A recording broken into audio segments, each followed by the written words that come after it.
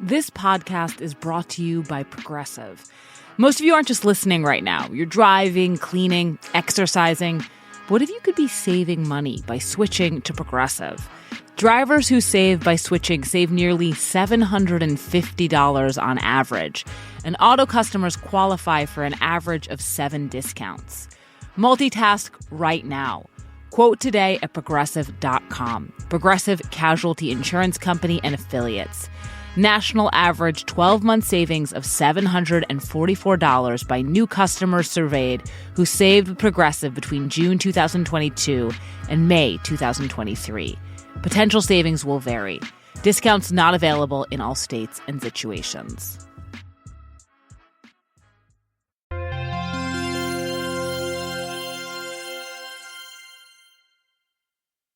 When I was a little kid, I had one stuffed animal that I loved more than all the rest. I adored it so much I could never part with it, even as I got older.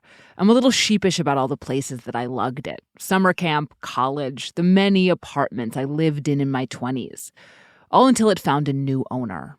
This is Allie. It was my mom's favorite stuffy, Willa's, and it's an element. It used to be white, but she favors it so much it turned gray. That's my 7-year-old daughter. The other day I asked her to go through a bag full of her stuffed animals, which she calls stuffies, and tell me about each of them. Oh, this is Cowie, my favorite stuffy. It's white and black, and it's a cow. I begged Mommy for him. At first glance, her stuffed animal collection is full of familiar, adorable classics. Your cats, your dogs, your bears. This one, its name is Barry. It's a dog, and it's very like brown. Sorry, its name is Barry, but it's a dog. Yeah, it's a dog. But she also has a number of stuffed animals that are relatively unusual, or at least not your classic cuddlies. Tell me who this last one is. This name's Michu. It's a axolotl.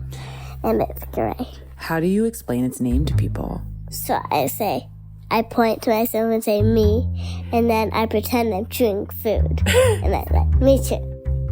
Michu the axolotl is a palm-sized plush toy with a dark gray body, facial features about as realistic as a smiley face, and black fringe on the side of its head. They have these 3 big bumps together their head. I think those are their ears. And what do you know about axolotls? They live in a body of water, and they're a type of lizard, I think. An axolotl is, in fact, a type of amphibian, and more specifically a type of salamander, which, credit where it's due, does look a lot like a lizard. I know when I was a kid, I had absolutely never heard of one. But I think it's safe to say that is not the case for the young people of today. Good morning, everybody. We got baby axolotls on the way. Allow me to introduce you to the axolotl. You can actually see the itty-bitty bones. These are some of the thousands of TikToks starring axolotls swishing around in their tanks. It's estimated there are 1 million axolotls being kept as pets, and they pop up all over the place. Hi, I'm Whitney, and I'm in Girl Scouts Troop 2187. And our theme for this year for cookies is axolotls. In 2020 and 21, they were introduced in Fortnite, Minecraft, and Roblox, video games particularly popular with the tween and teen set. An axolotl backpacks, keychains, pajamas, paper plates, mugs, lockets, Legos, and t-shirts that say, I axolotl questions, are widely available. I mean, seriously, I can understand if you have a dog, but I mean, look at this face. The trendiness of the axolotl is fascinating to me. How and why did it ever break out? But the axolotl is doubly fascinating to me because it's also part of a bigger trend. It's not the only or the first unusual creature to become inescapable. Do you think you would like to meet an axolotl? Yes. Do you know any other funny animals that you would like to meet?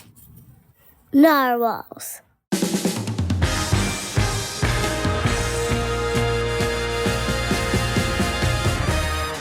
This is Decoder Ring.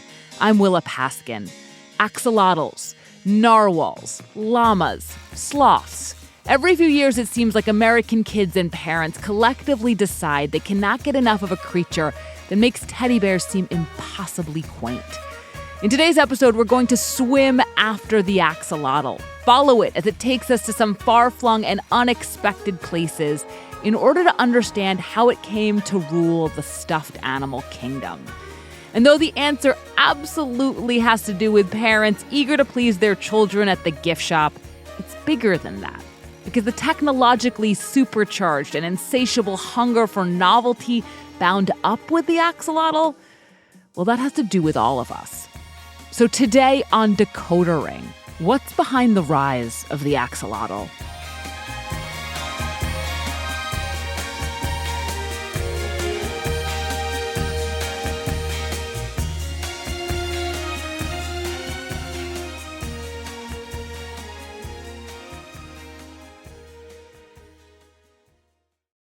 Have you heard about doublenomics? It's okay if you haven't. It's extremely niche and practiced by Discover. Here's an example. Discover automatically doubles the cash back earned on your credit card at the end of your first year with cashback match. That means with Discover, you could turn $150 cash back into $300. It pays to Discover. See terms at discover.com/creditcard. So I started to actively wonder about oddball stuffies, it creatures, if you will, because of Michu, the axolotl, my daughter's toy. A toy company had quite physically made Michu happen. They'd manufactured it. Had toy companies made axolotls happen? Were they responsible for this bigger trend? To find out, I reached out to Elaine Coleus. She's creative director at Folkmanis Puppets. We're a very small plush company that produces puppets. Folkmanis has been around for nearly 50 years. They sell their relatively realistic wares at upscale toy shops and specialty retailers, and they make hundreds of different kinds of animals, including, of course, since 2020, an axolotl. I think it might be our number one volume seller. In fact, we've introduced a different version because the original one did so well. When Folkmanis was founded in 1976 by Judy Folkmanis, a scientist turned puppeteer, they sold a turtle, a raccoon, a beaver, and a skunk. And they had a mantra when it came to picking new animals. The bottom line was always, do people know what it is? Because there's fabulous animals, but if people don't know what they are, they're not going to relate and we're not going to make the sale. And so we do not neglect our regular animals. You know, in the industry, bears, bunnies, and dogs are like a slam dunk. But Folkmanis has always been a little quirky, too, while still adhering to their mantra. In the 1980s, we made a cockroach puppet. I mean, really, who wants a cockroach puppet? However, it did answer that question of, does anybody know what it is? Well, of course, everybody knows what a cockroach is. They might not necessarily want one, but they know what it is.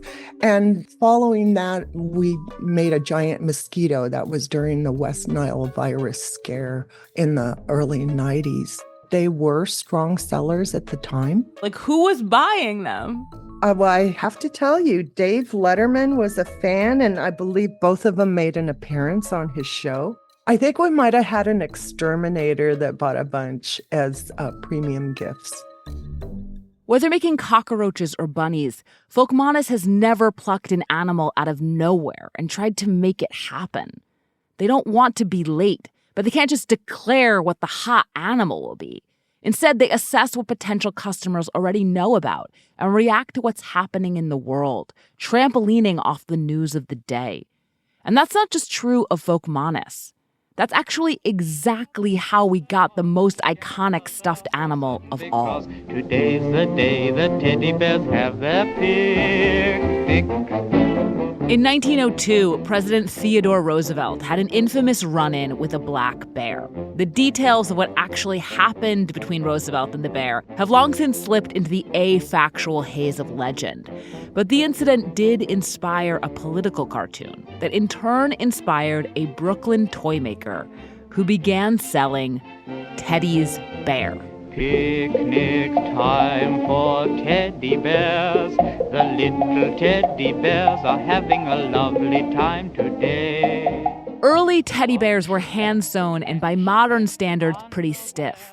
In the decades that followed, toy bears and other animals got cuter, softer, and mass-produced as technology allowed.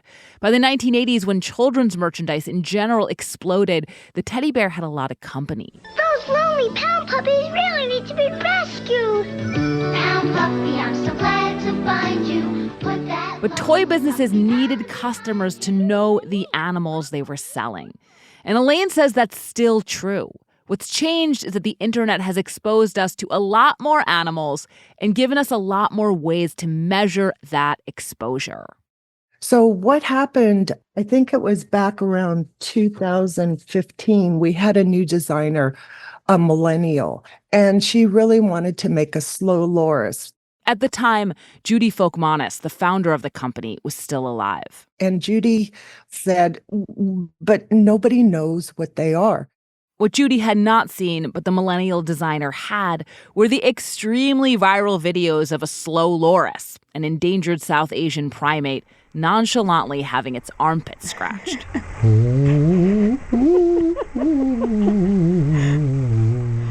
And this designer went back to her computer and printed out a bunch of Google charts, hits, and, how many searches were being done, and came back and said, well, look, people know what they are now. That was probably the first puppet we did solely based on internet notoriety. The Slow Loris was released in 2016. It was actually a bit of a soft seller itself, but it opened up a whole new world for the company. Instead of looking in research books, now they could look online. The next year, she produced the Narwhal, and that was because in 2009, there was the Narwhal song. Narwhals, swimming in the ocean, causing a commotion. This fun, silly song on the internet. So kids all of a sudden knew what a narwhal was. It was the unicorn of the sea. It made it mysterious and interesting. Whereas 30 years ago, we wouldn't have made a narwhal because people didn't know what it was. The viral song is just part of the immense amount of activity there's been around the narwhal, another animal I barely heard of as a child that's become a real kid's it creature. And Folkmanis has the sales to prove it.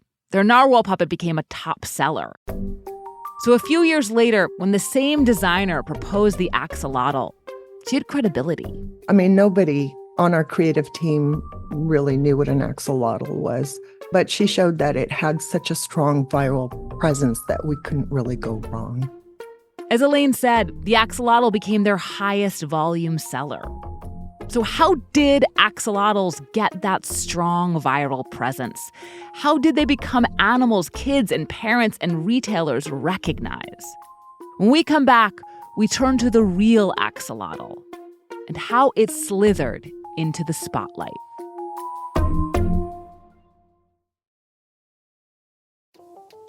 Deciding what to pack for a trip can be stressful. What's the weather? What's the season? What fits? What matches? This is where Quince comes in. It has high-quality vacation essentials you'll be packing for trips to come, like European linen dresses, blouses and shorts from $30, washable silk tops, premium luggage options, and so much more.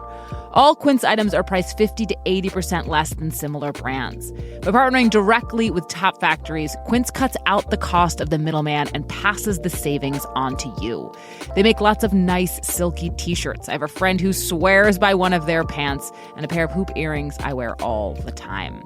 Pack your bags with high-quality essentials from Quince. Go to quince.com/decoder for free shipping on your order and 365-day returns. That's QUINCE.com/decoder to get free shipping and 365-day returns. Quince.com/decoder. We've all had that feeling of dread when we're running late and can't find something we need to get out the door on time. Save yourself the anxiety and stock up on tile trackers. There are no special accessories required. Just attach a tile to your keys, put one in your wallet, or on anything you don't want to lose. It's easy, and you can use the Life 360 app to ring your tile when it's nearby, or track down its location if it's lost. Tile makes finding your belongings a breeze. Simply ring your item within range using your smart home device or check its last location on the map. Ever lose your phone while it's in silent mode? With Tile, even your phone won't go missing. Just double press the button on your Tile to ring your silent device. Plus, get notified of lost items with updates from the Tile and Life 360 network. Tile offers enhanced security with an anti-theft feature that keeps your tiles undetectable from others. Keep track of what's important with Tile. Visit Tile.com today and use code DECODER to get 15% off all tiles. That's Tile.com, code DECODER. There is a very concrete reason the axolotl was, until relatively recently, a little-known animal. And that's because in the wild, it only exists in one place. El ajolote mexicano solamente está en Xochimilco. Diana Laura Vázquez Mendoza is a biologist at the National Autonomous University of Mexico. She works with and studies axolotls who make their home in just one ecosystem, Lake Xochimilco, which is a semi-rural district in the southern part of Mexico City. Pero yo no sabía sobre los ajolotes. Durante muchos años de mi vida ignoré su existencia. Diana grew up in the greater Mexico City area herself, but she never heard of axolotls until she started working with them as an adult, a growing awareness that mirrors her country's own. In 2021, the axolotl started appearing on the Mexican 50 peso bill. But with the help of a translator, Diana explained to me that axolotls have thrived in the region for millennia, and that their name comes out of Aztec legend. Dentro de la mitología prehispánica, el ajolote se asocia con una deidad, el dios Xolotl. Inside the mythology of the time, the axolotl was associated with a deity. Xolotl was his name. The story is beautiful. Xolotl is condemned and decides to escape, and he goes into the water and turns into an axolotl. The Aztecs also practiced a specific method of agriculture on plots called chinampas that are particularly axolotl-friendly. Las chinampas también tienen una importancia cultural muy fuerte. This technique continued into the modern era, but it goes back 1,000 years, and it turned Lake Xochimilco into a series of verdant canals where green, brown, blackish-gray axolotls thrived. Y entonces por eso es tan importante, ¿no? So that is why it's so important. This species of axolotl is closely tied with humanity because it shares a space and its habitat. Axolotls were still thriving in the 1860s when a French naturalist came to Mexico and transported 34 of them to Paris, where they proved very capable of breeding in captivity. By the 1870s, they were in every country in Europe. But still, for the longest time, very few people knew about axolotls other than scientists. And sometimes not even them. And when I first picked to work on them 18 years ago, even though I thought I knew a lot about salamanders, I really also hadn't known that much about axolotls, right? Dr. Jessica Whitted is a professor at Harvard, where she runs a research lab that houses over 3,000 axolotls. And she sees plenty of reasons why they have captured the public's imagination, starting with the most obvious thing an axolotl has going for it. They're absolutely adorable. So an axolotl looks almost like a cartoon character. Their most prominent feature probably is their big frilly gills. And the gills almost look like hair. There's 3 giant ones on either side, and they have little fronds coming off of them. Those gills are what my daughter mistook for ears. And they have a really wide mouth that gives the appearance of them smiling all the time. Some people actually find the smile and the axolotl more generally a little unsettling. They're ugly cute. And I think they're not being so obvious, not furry and cuddly and blatantly adorable, is part of their appeal. You have to put in a little effort to appreciate them. And that can make them feel like they're just for you. Though they do have this one undeniably popular characteristic. In the wild, axolotls are muddy colored, but in captivity, they can have much brighter shades. There's so many different mutant axolotls. The most famous one is the white mutant. So they have a pinkish whitish color. It's this pink axolotl that shows up everywhere, on social media, on merchandise. The color is exactly the same hue as like a princess's dress. And this is not the axolotl's only connection to childhood tales. They have like this Peter Pan aspect to them where they never grow up. Axolotls skip the last step of typical salamander development. Instead of becoming adults who live on land, they stay juveniles, which means they keep their adorable big-headed proportions and flashy exterior gills. This has a word scientifically. It's called neoteny. I think there's like this like instinctual appreciation of that idea because, you know, it's fun to be a kid forever. So axolotls are cute, pink, and childlike. But no one thought to capitalize on these extremely commercial qualities until the 2000s. Because that's when the axolotl became much more broadly known, thanks in large part to its incredible superpower. It's, like, I think, one of the greatest biological mysteries still standing.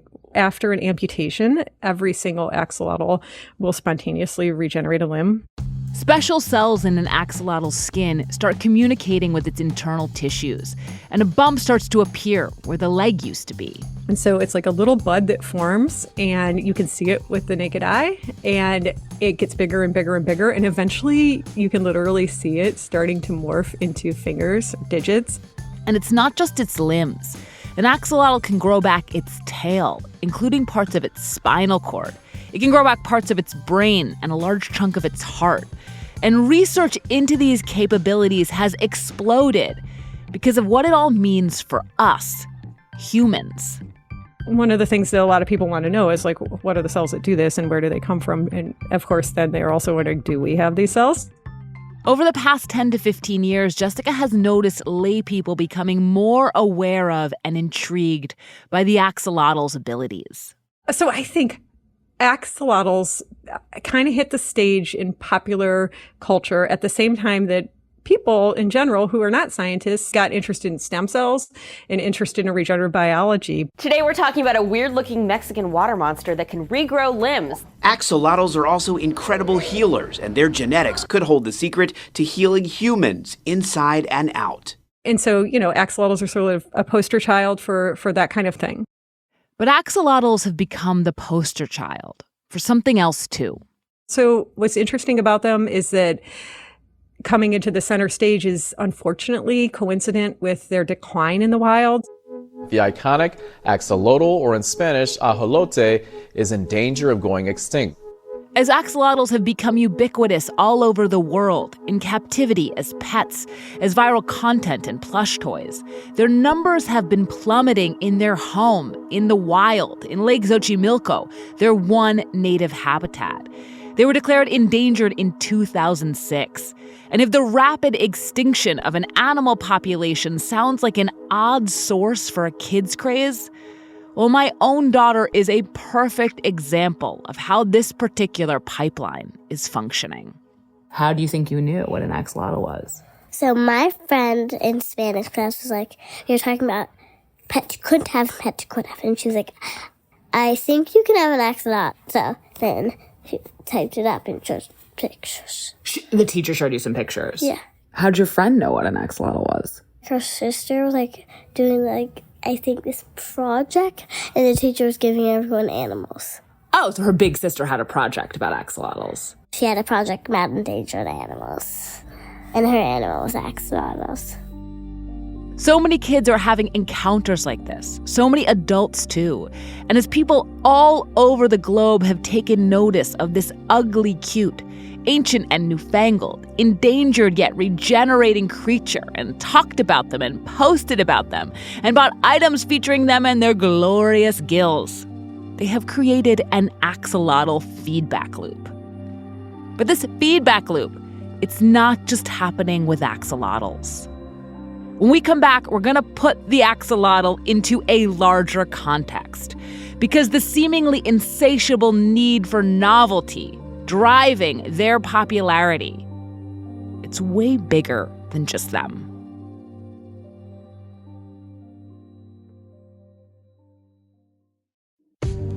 There's now a game-changing product to use before a night out with drinks. It's called Z-Biotics. Let's face it, after a night with drinks, it can be tough to bounce back the next day. Sometimes you have to make a choice. You can either have a great night or a great next day. Z-Biotics is a way to wake up feeling fresh after a night of drinking. Z-Biotics pre-alcohol probiotic drink is the world's first genetically engineered probiotic. It was invented by PhD scientists to tackle rough mornings after drinking. Here's how it works. When you drink, alcohol gets converted into a toxic byproduct in the gut. It's this byproduct, and not just dehydration, that's to blame for your rough next day. ZBiotics produces an enzyme to break this byproduct down. Just remember to make ZBiotics your first drink of the night and to drink responsibly, and you'll feel your best tomorrow. Go to zbiotics.com/decoder to get 15% off your first order when you use Decoder at checkout. ZBiotics is backed with a 100% money-back guarantee, so if you're unsatisfied for any reason, they'll refund your money, no questions asked. Remember to head to zbiotics.com/decoder and use the code DECODER at checkout for 15% off.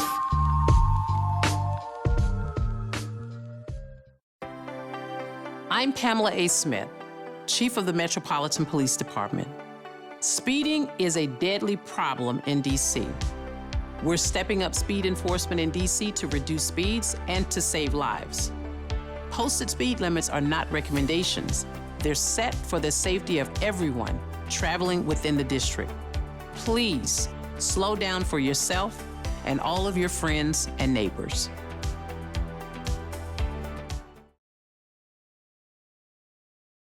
So earlier in this episode, I spoke with Elaine Colias, who told us how her small company started making puppets out of previously little-known animals like the axolotl, one at a time. So it wasn't until the internet, viral sensations, memes, silly songs, that we were able to latch on to these really esoteric, obscure animals that all of a sudden everybody knows what they are.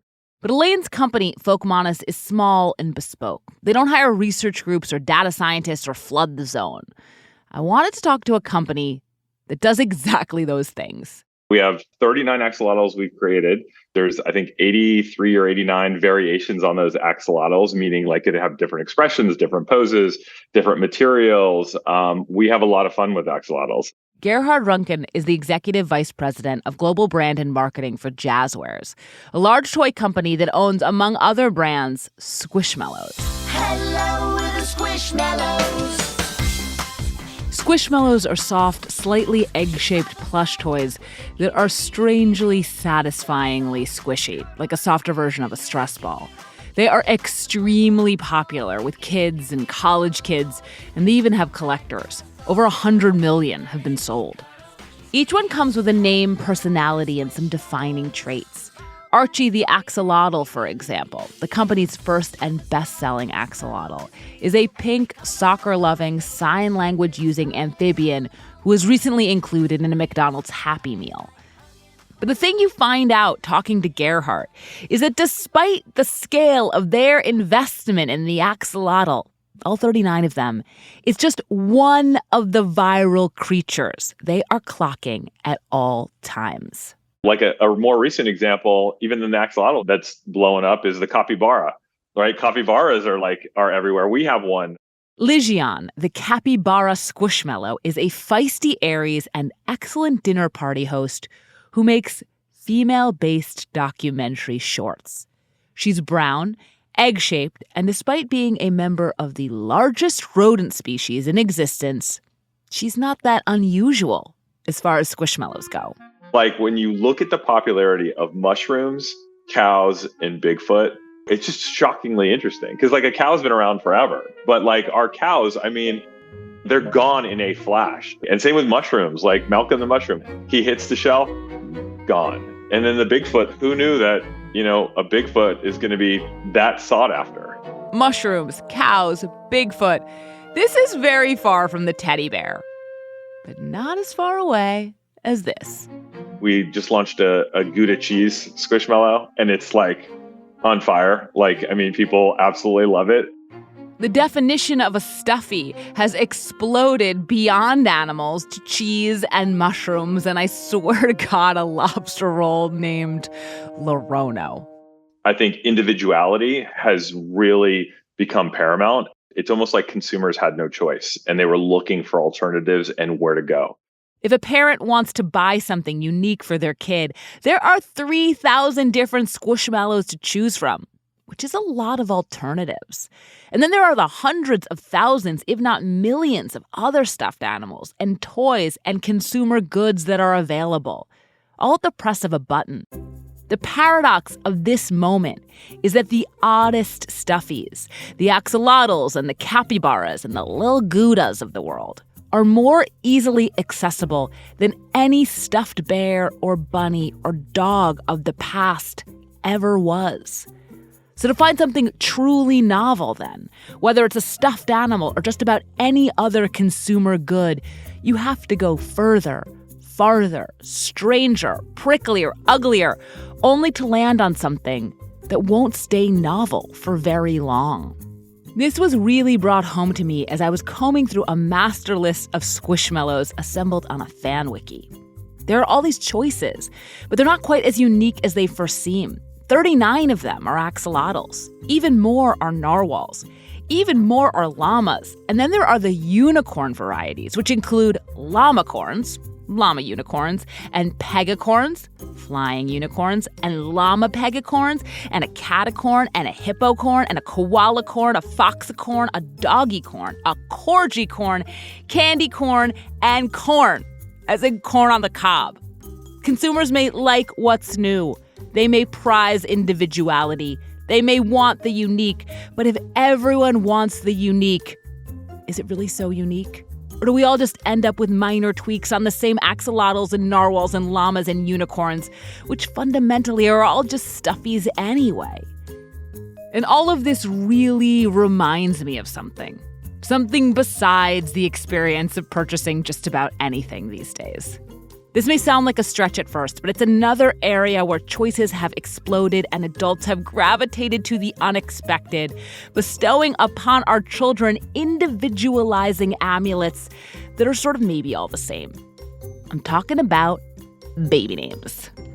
Names are a part of everything, and I get a lot of unusual questions, but this is the first one about axolotls. Laura Wattenberg is the author of the Baby Name Wizard books. I reached out to her because when I first noticed how popular unexpected stuffies had become, it instantly reminded me of names. Because parents have been giving our children increasingly esoteric ones, at least in comparison to the past. Once upon a time, back in the beginning, there were no baby name trends. Laura's talking about like the 1400s. There were times in England in past centuries when John and Mary alone accounted for a quarter of the population. Names really meant something different then. They didn't express anything unique about you, and you didn't have the assumption that you were the only one with a name. This started to change during the Industrial Revolution when new technologies like the railroad and newspapers were exposing people to just a lot more names. People were moving to cities and encountering people from all over the country or all over the world, and new names came into being, name trends came into being. That's why today we hear Edna and Bertha and Agnes and pin those to a different generation than Jessica and Ashley. There was another big flowering of names starting in the late 1960s when all sorts of cultural norms were being turned on their head. Even if I didn't know anything about what happened in the US in the 1960s, just from looking at baby names, I would know that everything had changed. Parents put more of a premium on self-expression and choosing unusual names. Until that time, there was no such thing as black and white names, for instance. Laura is referring here to how black and white parents in America had historically selected similar names for their children. But that changed to a certain extent after the civil rights and black power movements inspired black parents to be creative and free in the names they selected for their kids, beholden in no way to white conventions. But though the menu of possible names was growing, there were still powerful trends around individual ones. It's how names like Jason and Jessica and Jennifer and Heather could be so associated with children of the 1980s. And then the menu got longer. There was yet one more revolution starting around the mid-90s with the collapse of the big three television networks that were keeping us all thinking of the same thing at the same time, and the rise of the internet, where we became used to having usernames that were unique in the system. So since the 90s, parents have been putting huge pressure on themselves to choose names that are fashion forward and make an impact. One of the most infamous instances of this happened in 2004. When we were first pregnant, her daddy said, if it's a girl, I think her name should be Apple. This is Gwyneth Paltrow on the Oprah Winfrey Show. And it sounded so sweet, and it conjures such a lovely picture for me. And then she was born, and it became like an international outrage. For a while, celebrities seemed to be trying to one-up each other with outrageous monikers, including Surrey and North and Pilot Inspector. And many parents have followed their example, if not quite so dramatically. I think parents feel they're giving their children an advantage by helping them stand out. It's like they're trying to find prime shelf space on the life marketplace. But like all the stuffies jockeying for actual shelf space, there is something funny about how selecting a unique name has played out in practice. For most of the last generation, a third of American boys received a name ending in the letter N. Whether it was a traditional name like Aaron or Ethan or Sebastian, or a completely made-up name, somehow all of America decided on the same sound for boys. This is not happening consciously. You like what you like. And then lo and behold, it turns out what you like is the illusion that you're not like everyone else. And whether it's stuffed animals or names, it really is an illusion. Our tastes feel completely individual. We think, I just happen to be the kind of person who prefers uncommon names. But it turns out that is the one thing we all have in common. As a generation, we want to be nothing like one another. That's the trend. So instead of David or Michael snuggling their teddy bear, it's Hudson and Jaden and Jameson and Mason and Jackson and Colton, all wearing narwhal pajamas, all reading llama books, all clutching axolotl stuffies. I asked Laura why she thought this was. Not why we don't want to be the same, why we want to be different. And I think that the more at sea we feel, instead of grabbing onto one another to feel a sense of community, we're trying to reassure ourselves that we're okay in ourselves. I know reassurance was not on my mind when I bought my daughter Michu. It was not a prize moment for me. I was just trying to end a tantrum. But now Michu lives in her room and in her play and in her imaginative life. This black axolotl stuffy modeled on an animal who is dying in the real world. And when I think about that, the idea that we might be trying to reassure ourselves about something doesn't seem so far-fetched. Sí, en efecto, así como el ajolote al día de hoy es una especie en peligro de extinción, pues también Xochimilco, que es su hábitat. This is Diana Laura Vasquez Mendoza again. She's part of a team overseen by Dr. Luis Zambrano trying to conserve the wild axolotl, which desperately needs it.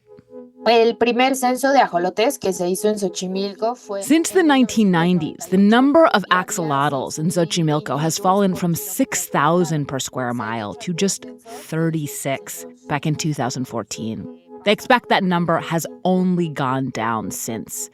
This decline is because Lake Xochimilco, the wild axolotl's home, has been buffeted by pollution, urbanization, tourism, and invasive species.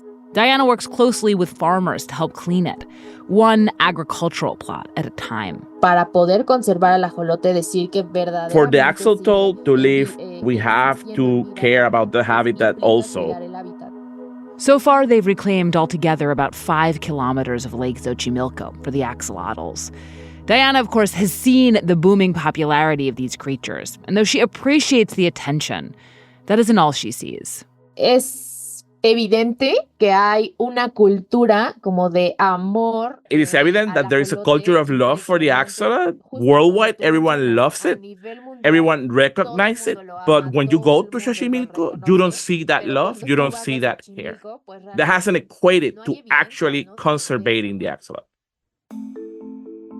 Think about all the people all over the world enamored with axolotls.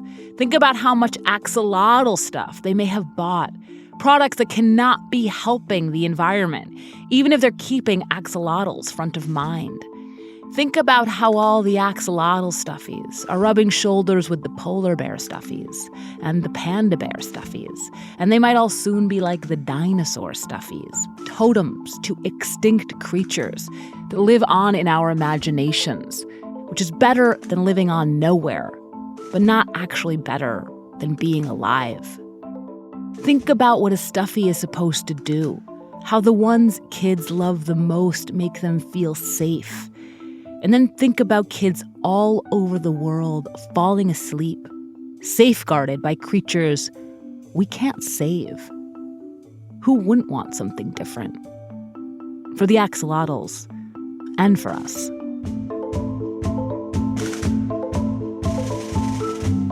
This is Decoder Ring. I'm Willa Paskin. If you have any cultural mysteries you want us to decode, please email us at decoderring@slate.com. This episode was written by me. It was produced by Katie Shepard. It was edited by Evan Chung. We produced Decoder Ring with Max Freedman. Derek John is executive producer. Merritt Jacob is senior technical director. Thank you to our translator, Ezekiel Andino, as well as Luis Zambrano, Kelly Garnier, and Alejandra Escobar. And if you'd like to help the wild axolotl, well, the link on our show page, the conservation project Diana works for, and that's accepting donations. If you haven't yet, please subscribe and rate our feed in Apple Podcasts or wherever you get your podcasts. And even better, tell your friends. If you're a fan of the show, I would also love for you to sign up for Slate Plus.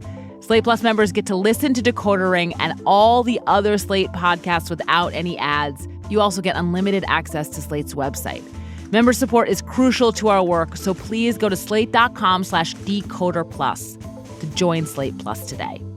See you in 2 weeks.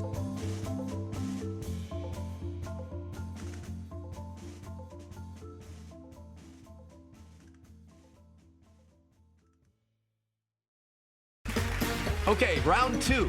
Name something that's not boring. A laundry? Ooh, a book club. Computer solitaire, huh? Ah, sorry, we were looking for Chumba Casino. That's right, ChumbaCasino.com has over 100 casino-style games. Join today and play for free for your chance to redeem some serious prizes. ChumbaCasino.com. No purchase necessary. Void where prohibited by law. 18+ terms and conditions apply. See website for details.